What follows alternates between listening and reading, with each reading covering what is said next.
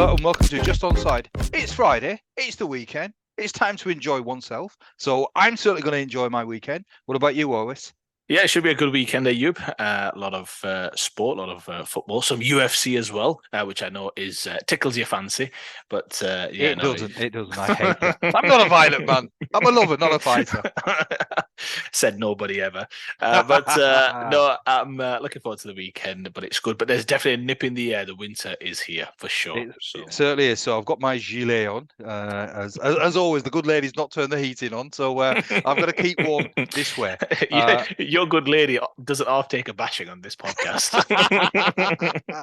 She certainly does. She certainly does. Right. Okay. So we talked about the weekend. I suppose there's only one game which really sort of stands out. It's at the Bridge, Chelsea versus Manchester City. I'm looking forward to it. It should be an exciting game. Chelsea will be buoyant.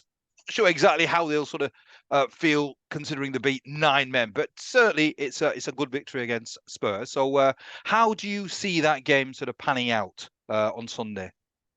Yeah, it's the big game on Sunday, isn't it? Ayub, after the 2 o'clock games. After obviously we had a European round in midweek, so there's a lot of games on Sunday, but that is the big one, Chelsea, Man City. And you're right, you used the word buoyant for Chelsea, and they will be buoyant, won't they? That's a big win for them away at Spurs, and no doubt one of the more crazier games for sure this season, but also in living memory. But ultimately, 3 points is 3 points is 3 points, and away from home against one of your rivals, especially when you consider the fans, irrespective of the circumstances that the game found itself in, Chelsea found a way to win. And you would expect that. I think against 10 men sometimes, I know you don't like it in terms of whether it's easier or harder, but what it can be is if the team sits in, it can take some time to kind of solve that puzzle. But I think once Spurs went down to 9 men, there was just too much time on the clock, essentially, especially with the tactic that Spurs employed there afterwards. So it felt inevitable that Chelsea would find a way, and find a way they did. So you're right, they will be quite hopeful and optimistic going into the game. And if you're going to play the champions of England and the champions of Europe, then you'd like to do it off the back of a morale boosting win. How do I see the game faring? I mean, look, Man City currently top of the table, and obviously, other than that little hiccup that they had in the middle, Ayub, if you remember, obviously Wolves away, Yeah. where that was obviously quite a surprise, a game that they were fairly in control of for the most part, but then Wolves pegged them back, and then obviously back-to-back defeats going into one of their rivals, kind of backyard, and obviously losing against Arsenal, a club they've not lost for quite some time. And many felt thereafter that there was a little bit of pressure creeping in on the champions, but they reacted like champions do, and resurrected that. And here they are currently top of the Premier League table, and that's what they'll be quite pleased about, because they're obviously missing some key players right now, Ayub. They've lost Stones for quite some time. De Bruyne has not played any real part of this season. So for them to be still top of the table is testament, obviously, to the coach, to the club, but obviously the incredible kind of depth of talent that they have within the squad. Doku comes in, doesn't miss a beat. Bernardo Silva playing as good as ever. Haaland still probably kind of I would still think he's going to score 30 plus league goals. So I think going into the game, I think from a Chelsea perspective, I think they'll be confident. I'm interested to see what tactics Pochettino employs. You'll remember he kind of vacated that striker role against Arsenal, and had, I guess, a certain amount of joy. I mean, I didn't necessarily think Chelsea were looking all that penetrating against Arsenal, but what they did do is you could clearly see they disturbed Arsenal's kind of patterns and ability to play through the thirds, which is what Arsenal want to do in terms of that control. And there are some similarities between Arsenal and Man City. Man City, no doubt, play that style better than Arsenal. There's no two ways about it. So it'll be interesting to see how Chelsea set up. I think they'll set up in a fairly pragmatic manner. I think they may well opt for the kind of the false striker option and what have you, and look to hit Man City from deep. I don't really see how they can have that much success. I expect City to have a great deal of control, a lot of dominance. It's just whether or not Chelsea can withstand the barrage or kind of possession and chances that City will create. You remember, and I think one of their obviously recent away games at Old Trafford, dominant start to finish for the most part. United had their moments, but it was quite, I think, for the rest of the league, Ayub, I think that was the performance that you thought, yeah, that's the elite of this league, clearly, that Man City put on forth there. So just another reminder to the rest of the league. So I do fancy, I think Chelsea will go into it with a little bit of confidence, but Man City have been here, done that, and they've gone to away grounds and dictated play and dictated kind of the tempo of the game. And I think as long as they go into the game with a similar mindset to what they did at Old Trafford, which is that we're Man City,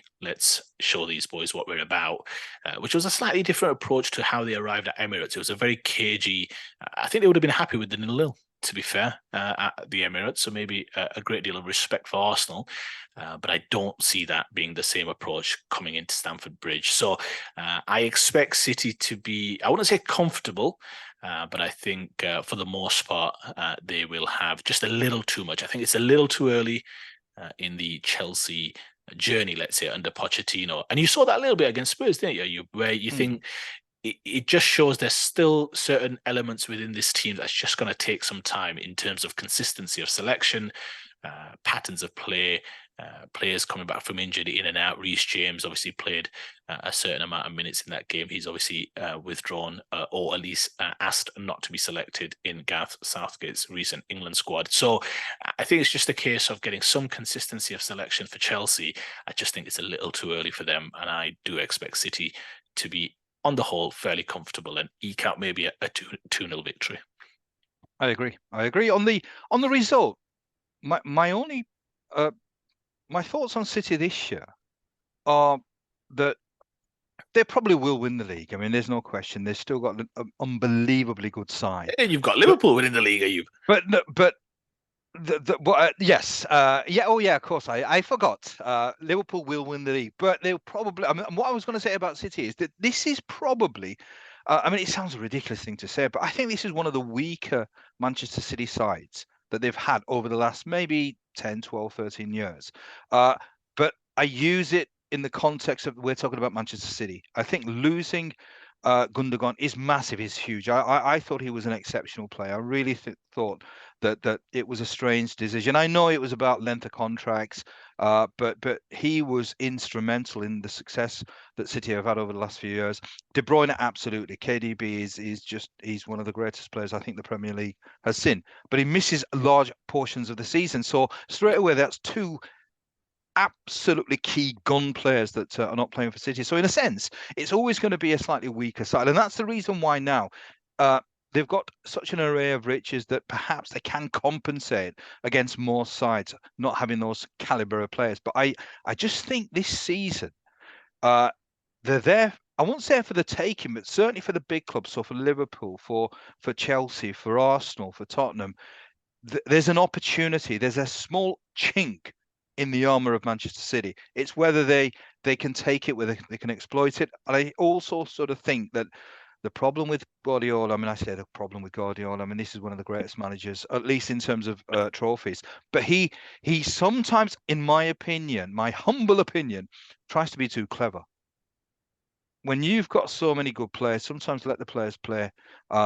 They still have a very, very good side. I still sort of think they'll beat Chelsea for the reasons that you've given. I think it's work in progress still. I think with Chelsea, I think there's lots of good players there. They've got a great coach, but there's lots of new players. There's a system that perhaps they still sort of come to terms with. They beat Spurs, but I think with 11 players, I probably would have thought Spurs would have won that game. So the weekend, it's going to be a good game. I'm looking forward to it, but I sort of fancy Manchester City purely because I think they've been there, they've done it. They've just got a little bit too much quality for a Chelsea side that is still developing. But as I said, this is a year where maybe somebody like Liverpool, and that's another reason why I thought Liverpool perhaps will win the league, that it's not because they are much the better side. I think there is just at the moment an opportunity that Manchester City will probably lose more games this season than perhaps they've done in seasons past. They've lost 2 already. Admittedly, one perhaps was a freak result against Wolves, but I do think that they will lose a few more games. I don't think they'll lose on Sunday, but certainly they will lose during the season. What do you say though that I mean you mentioned earlier? I think the only bit I would disagree with Ayub is, I mean if you remember, I kind of changed my prediction a little bit to City winning the league in the end once the transfer window ended, and where I saw the lay of the land. But don't you think the gap? You say this is one of the kind of weaker City squads. I don't agree to that, but don't you think this is the gap between perhaps any in terms of any weaknesses exposing themselves because of Gundogan leaving, whether it's Mahrez or what have you? Don't you think the gap between them and the others is so vast that there's nothing clear about the opposition, let's say, or at least their rivals, that suggests that they've kind of inherently closed that gap? That's the bit I concern myself with. I mean, City are what they are. They've lost 2 games this season. You can lose away to Arsenal. I know they haven't done it in a long time, but you can lose those games. Yeah, the Wolves won, but City have shown across many seasons that they'll throw in a result or 2 like that. The question I have for you is, don't you just think that there's still a gap between, let's call it, Man City's maybe B game and the kind of A+ game of many of their rivals? I don't think. I really don't think. I think the Arsenal victory. I mean, they had a victory in the cup, but it was penalties, so it was Yeah, perhaps you could put that to one side. But certainly the result, the league result, was quite monumental because I mean, we did a show before, and you talked about the number of games that City have not been beaten, and basically it's always sort of been a positive result against the Arsenal. I think that is quite an important result, because I think it certainly gives Arsenal a lot of belief that really they can match Manchester City, and perhaps on their day outperform them slightly. I think Liverpool on their day, if I as I said, the miss. KDB is such a good player. As I said, I mean, he does miss lots of games, but he's such an instrumental player. I mean, the amount of times I've seen KDB, he's the engine, he's the catalyst, he's the iconic sort of midfield player, box to box. It almost as if he sort of inspires everybody around him. Not to say that the Manchester City players need inspiring, because they are such a world-class side, but I just sort of think that this season, without Gundogan as well, it can't be underestimated the influence that player had. To lose that guy, I think is huge. But to then not have KDB as well, in my yeah, opinion, it just sort of weakens that side. As I said, I mean, it sounds crazy when I said it's a weak side. It's just weak based on what they've relative. done in Yeah. previous. Yeah, absolutely. Yeah, I think the one thing I will say is that if any of their rivals are clutching at some straws, I think it'll be interesting to see. Stones just came back from time out and is now unfortunately going to miss a significant period of time. And their best midfield duo is that Stones Rodri pivot, isn't it? Which they've obviously got very comfortable with and played in that Champions League final as well against Inter Milan. And now Stones is missing, and they've not quite found. I wouldn't say they quite found, but clearly Pep Guardiola doesn't rate Calvin Phillips. He kind of rotates between kind of Kovacic and Nunes and what have you. So you're right. It'll be interesting to see how they kind of put it together. Rodri's such a great player. He masks a lot of the weaknesses anyway, if there are any. I mean, I still think there's a little bit of a gap in terms of the level of weaknesses. I don't really think City have a glaring one, whereas I can see some considerable weaknesses in some of the other teams, especially the rivals, and therefore over a 38-game season that normally bears itself out. But look, on the game itself, how do you see it? You think prediction-wise, you think still fairly comfortable for City? Not comfortable. No, not comfortable. I think they'll probably just edge it by the odd goal. I've got a feeling that it might just be. I mean, I did say that City will win the game, but I've got a feeling if they win the game, they'll just edge it. But there's a high chance it could be a draw. I really think that Chelsea have a great opportunity to get something,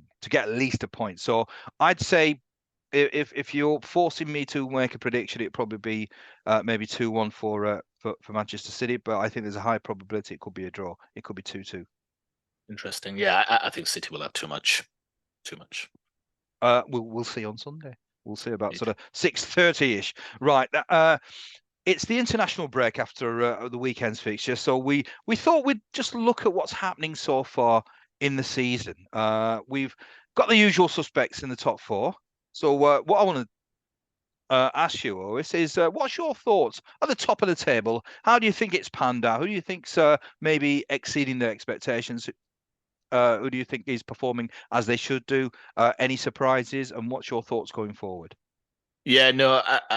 Well, we decided to cover this topic by me covering the top of the league. You'll be covering the your Yeah. My subject matter favourites. expertise. Yeah, you, the bottom. you know I love to be at the bottom. Oh, careful. Anyway, so no, I think look, top of the table. What's been happening? Well, if you remember, we spoke about it early this season, didn't we? Regarding the one of my key predictions going into this season was the fact that I think that the league would be fairly bunched at the top end of the table. And although I had originally had City finishing third, although I changed that after the summer transfer window, I still thought it'd be fairly bunched. And although I had Spurs finishing outside the top four, it's no real criticism. I expect, again, the top 4, 5, maybe 6 teams to still be relatively close to one another. And I use that word relatively speaking. So where are we at? So 11 games in, Ayub. 11 games in this season. So where are we? Man City are first with 27 points. Arsenal are fourth with 24 points. So that's a gap of 3. Some may argue that the goal difference should also be factored in. But I think it's a little early for goal difference to be, let's say, set in stone in terms of that counting as an additional point. So for the time being, City are 27 points. Arsenal are 24th in 4th place. So that's a gap of 3 points. This time last year, Ayub, Arsenal were first in the Premier League with 28, and Newcastle were 4th with 21. So that's a 7-point gap. So I think that's already small sample size, but 11 games. I mean, that's nearly a third of the way in. So maybe perhaps what I suggested may well come to fruition, that it will be fairly bunched, or at least so far it is, at least in comparison to last year. 3 points, like I said, to 7 points. In terms of the top of the table, I think from my perspective, I think City can be fairly comfortable with their work so far. I think you mentioned Kevin De Bruyne being out, but Bernardo Silva is really coming into some form. They must be really pleased with Doku's development. I mean, he's for the most part, he's keeping Grealish on the bench for the most part. No doubt Guardiola has these kind of interesting approaches where he sometimes plays kind of players for a certain period of time in the season and then gives the other players more of a run, let's say in let's say the second stanza or the middle stanza of the league. So he does split the seasons up sometimes, where especially when it comes to some of his wingers and key players. So I do expect Grealish to still play a pivotal role, and he played really well at Old Trafford in the derby as well. So Doku's been incredible. He ranks very highly in terms of expected assists as well. I think he's like 3rd in terms of expected assists. Bernardo Silva's number 1. I think Bernardo Silva's the one, isn't he? He's 8 out of 10 every single game. He's so good, such a delight. I really do believe he could play for any team in the world. He is that good in terms of, and I would honestly, I think value-wise as well. I think he may not kind of garner the headlines and what have you, but technically he's about as sound as a player as you're going to find in the Premier League or in the European elite. But I think City can be fairly chuffed with their work. They are actually a point better off this year than last year in terms of after 11 games. The key step for me, the interesting ones for me are obviously Liverpool and Villa. I mean, Villa currently are 5th. This time last year, they were obviously massively struggling. Villa are 10 points better off this year than they were at the same point last year. And Liverpool, your tip for the Premier League title this year, you are 8 points better off. They had 16 points this time last year, 24 points this time, or at least this season, I should say. I think the thing with Liverpool is, I think we've spoken about Spurs a fair bit. Spurs are 2nd in the table. The interesting thing for Spurs, just before I do dive into Liverpool, is the test comes now, isn't it, Ayub? They've lost that kind of unbeaten record. Ange Postecoglou confirmed today that they will be missing Mickey van der Ven and Maddison for a period of time. And I don't say this with any glee. There's a lot of fandom right now about, oh, here we go with Spurs. I just think it's a good test for them with some of their crucial players out. Maddison has been in imperious form, hasn't he, this season? He's starting to establish himself in that England setup as well. The test starts now. Those are two huge players for them. How do they cope? They've not necessarily got the bigger squad in terms of talent. So I think for them, the key thing is how do they cope now? There was a real nice piece that he's done with Rio Ferdinand going into this week's game against Wolves, between the lines, and I would encourage anyone to listen to that. He really talks well about the type of culture and personalities, and the fact that he's walked away from signing players before where he's just felt that the player is coming to the club for the wrong reasons. So it comes across really, really well. I would encourage anyone to watch it. Liverpool are third, like I said, 8-point swing, Ayub. They have massively improved, entire new midfield. The challenge with Liverpool, I think, is that they're second in big chances created, Ayub. Number one in shots. Darwin Núñez, one of your kind of favorite players going into this season. He's number one in terms of expected goals, in terms of player. Number one. The challenge I think Liverpool have is just that kind of conversion in terms of goals. I still expect them to score a ton of goals. They've scored a lot of goals this year, but they are still sometimes they don't look as solid as they did in those years past. And I think in terms of conceding chances as well, there's still times when you feel like you can get at them. You saw that last week with Luton. I'm not saying Luton were creating plenty, but they looked a threat at times. And you'll remember that big chance in the second half as well, when the player should have had a shot and tried to square it to Carlton Morris. I think Liverpool can be happy with their work in terms of having an entire new midfield. The challenge for them is, I mean, you'll agree with me that Caicedo non-signing was a huge deal. That player would have been such a huge fillip for them. They still don't have somebody who's combative in that middle area. Gravenberch's looked good, tidy, nice, but I think for the talent that they've got going forward, they would have really wanted somebody combative. Plug Declan Rice into the base of that midfield, and I think that team can absolutely go toe-to-toe with Manchester City and feel very much like they can really, compete with them. I think they still feel a little inferior just because of some of those kind of positional deficiencies. That midfield will take some time, but I still think the balance isn't quite there, nor the collective athleticism, in my opinion, within that midfield. Arsenal, 4 points worse off. The challenge, obviously, as an Arsenal fan, I think the biggest issue they have is if you look at in terms of their defense very strong. They are ranked very well in terms of chances against and kind of expected goals against and what have you.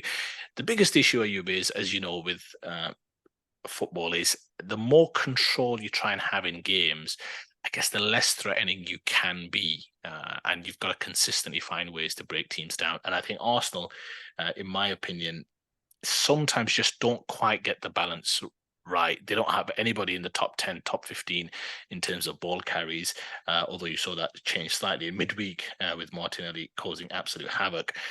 The question with Arsenal is, yes, they look good, they look strong.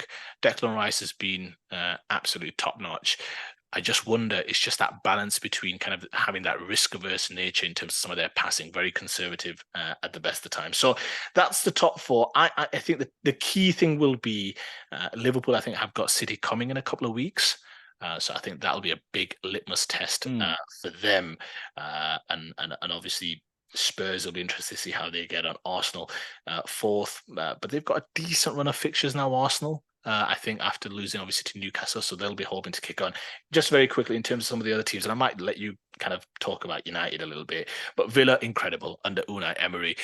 Nottingham Forest, that loss last week, that'll sting. That'll be one that they would have seen as 3 points. But I think you've got to be chuffed with being fifth behind some of those big boys, ahead of United, ahead of Newcastle. That's 10 points better off. No worries whatsoever about relegation. So Unai Emery's done an incredible job. Like I said, they'll be disappointed last week with that Nottingham Forest defeat. They would have really fancied, and they would have overtaken Arsenal and Liverpool if they'd won that game. So that would have been interesting as well. So that kind of rounds up the top five. I'll let you maybe just comment a little bit on United, how you see that. Obviously, they are the story of the season. I've spoken about it to death. How do you see it? United have got 18 points, Ayub. They are, last season, they had, just having a quick look, 20 at the same time. So they're 2 points worse off. How do you see this season faring for them, and how do you see them rounded up? If I was to say to you, what's your prediction for where they'll finish? What would you say? They're probably going to hover around sort of 9, 10, 8 where they are at this moment in time. And I'm just looking, and this is perhaps it sort of typifies Manchester United this season. I mean, they've played 11 games, they've won 6, they've lost 5, no draws. So it just, in a sense, it almost, it's this, and the games that they've won as well. I mean, they've certainly not won many games convincingly. I just sort of think there's something fundamentally wrong at Manchester United. I mean, I don't know whether it's to do with the owners, whether it's filtering down, but usually I wouldn't say that. I think if you speak to football players, they seldom talk about. I mean, unless it's absolutely chaotic. I mean, just to talk about Leeds for a brief moment, we had a guy called Cellino, who was an absolute lunatic. That was perhaps the only time where an owner had an impact on the actual playing staff. But on the whole, I don't think players sort of bother too much about the ownership issue. As long as they're getting the salary, I don't think they care too much. United, I think this season, I won't sort of say it's a write-up, but seriously, I think this season, they're expert. Forget top 4. I really cannot see this Manchester United side sort of challenging for the top 4. I think if they finish top 10, it will be some sort of achievement. Top 10? Yeah. Surely they can finish top. I mean, come on. I don't know. I think that, as I said, the 11 games that they've played, I can't really think of. I mean, I'm missing out, but No, I but don't you're think right. You're right. You're right. and it's not going to be. I don't think it's going to take a long time. I mean, we've been saying that. I mean, United fans have been saying that for a long time. That they're waiting for something to happen. I mean, we had that Mourinho sort of couple of trophies last season. There was a couple of trophies, but again, these are you think they've turned a corner, but they haven't. So I, as a United fan, I mean, it's a shame Badger's not here, because obviously we'd be able to sort of listen to a Manchester United perspective. But for me, Manchester United, write them off. They're not finishing top 4. They're not finishing sort of a European place at all. I think 10, 9, 8. That's about where they're going to be. I want to ask you a quick question on Manchester United. I mean, you're right. They're nowhere near the 4. Forget the points. Just let your eyes tell you what they need to tell you. They are not near the 4 best teams in the league. If you say the 4 best teams in the league currently are City, Spurs, Liverpool, Arsenal, based on the table, then United consistently are not at that level, because ultimately, to your point, there's not been many games this year where they've really fully deserved to win the game, or dominated from start to finish, or been comfortable. They obviously had a big, tough defeat in midweek, in control of the game. Red card turns the game, and then obviously 2-2 to get the penalty, 3-2 equalizer, and then obviously they lose 4-3, leaving their Champions League kind of qualification hopes in terms of progressing to the last 16 in some peril. It's not done and dusted, but in some peril. Tomorrow, if they were to drop points tomorrow, Ayub, at home to Luton, I mean, that seems unlikely. You would have to think they'll find a way to win the game. But do you think if they drop points tomorrow, that could be that? I don't think so. It's highly unlikely. I just can't see Luton. I mean, Luton. I mean, I'll talk about Luton shortly, but United will, even if they play badly, I think they'll somehow get a result. There's just enough quality and a great deal of good fortune, because I think they've certainly had a lot. I mean, you might turn around and say, well, they were unlucky on Wednesday. Was it on Wednesday that Champions League? Yeah. But on the whole, they've been quite fortunate this season. And I think they'll probably, even if they don't play well, they'll have some fortune, or maybe there's enough quality on there which will just get them over the line. But if they don't get a result, then really I think it's not the end. I mean, certainly, obviously, there is some talk about Ten Hag being under tremendous pressure. I don't think so yet. but certainly it's not going to help against a side which is obviously we've talked about being relegation contenders. So it's not the be all and end all tomorrow, but certainly I think the pressure will be intensified if they don't get a result. But I think they'll get a result. I can't see United playing well. They're just not playing well, but they'll get a result.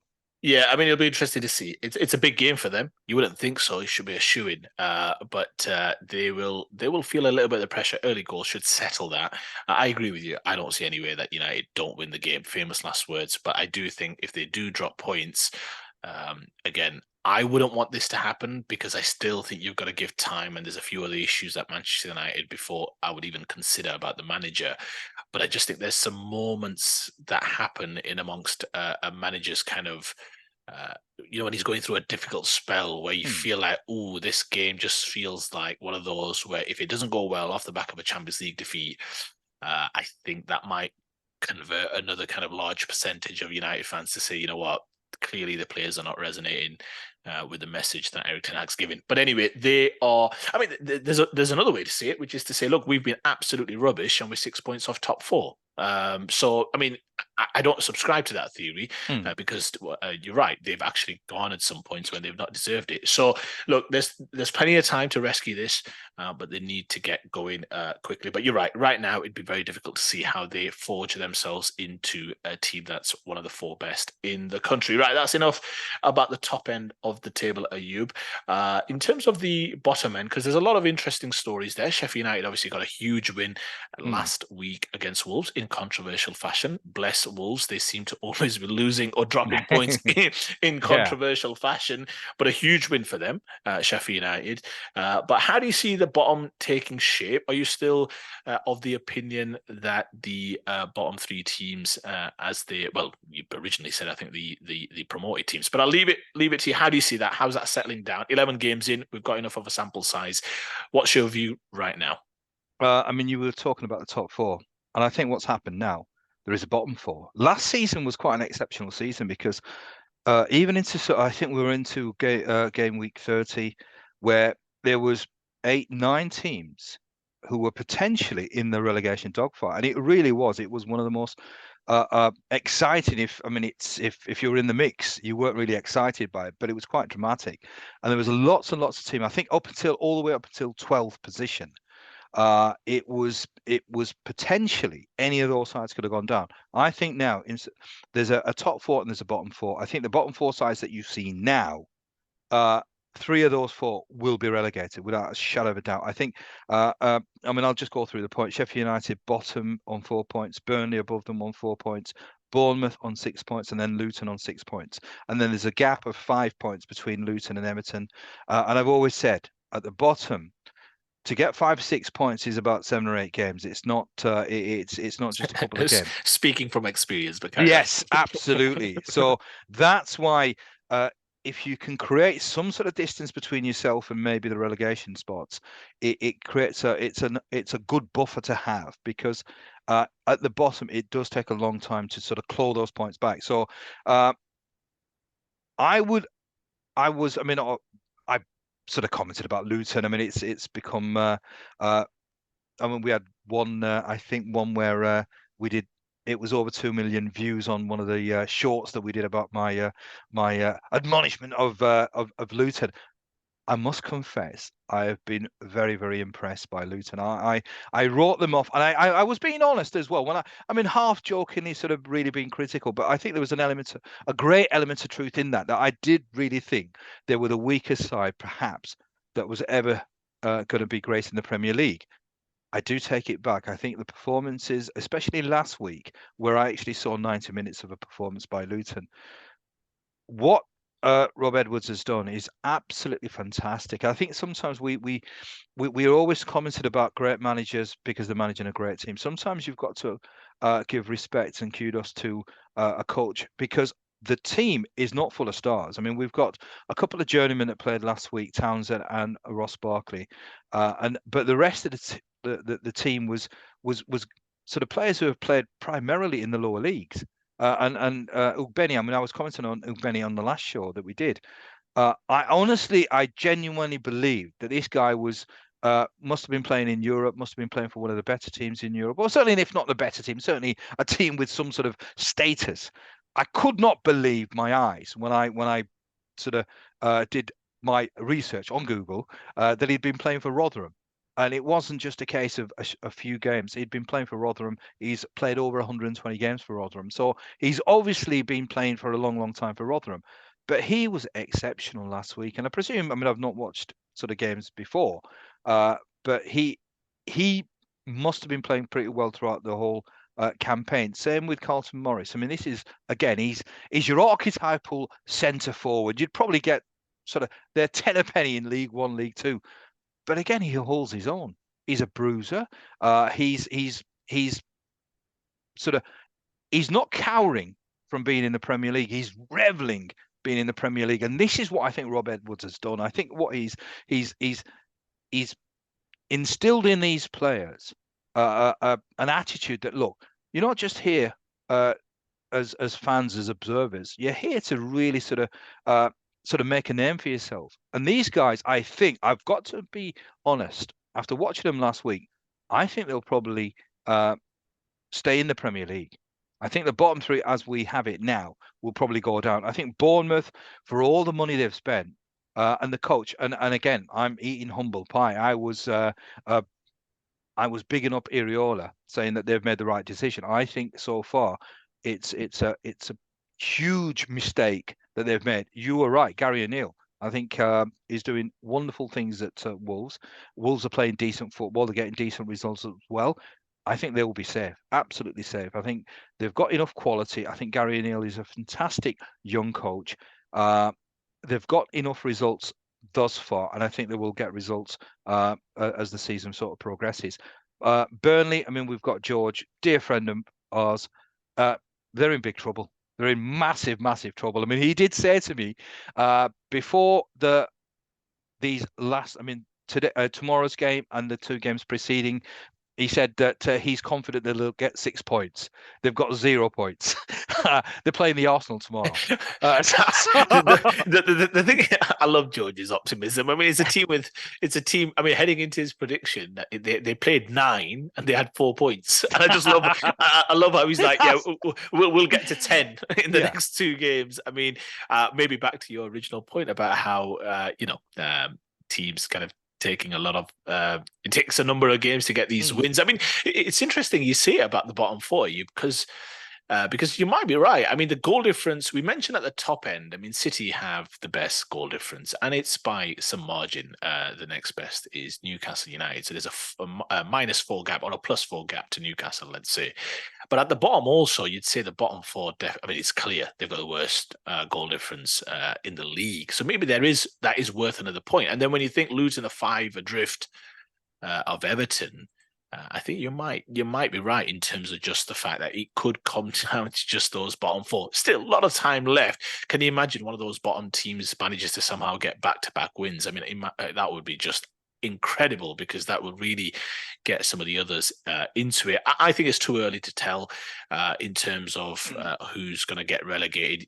But I think in terms of your early prediction, it's probably going to be 3 of the 4 currently. I think that's fair right now as it stands. They've shown themselves to be perhaps the 4 worst teams in the league. The others just have something about them to get enough wins here and there. Look at Nottingham Forest last week at home to Aston Villa, a team absolutely flying high, and they pick up a win. Fulham was my only one, if you remember. I kept saying, look, really bereft of any real strong creativity. You saw that against United. That was a very laborious, great game, and a moment of brilliance from Fernandes settled it. But they don't look like a kind of team that's going to consistently get results, and that's a huge drop off in terms of where they were last year.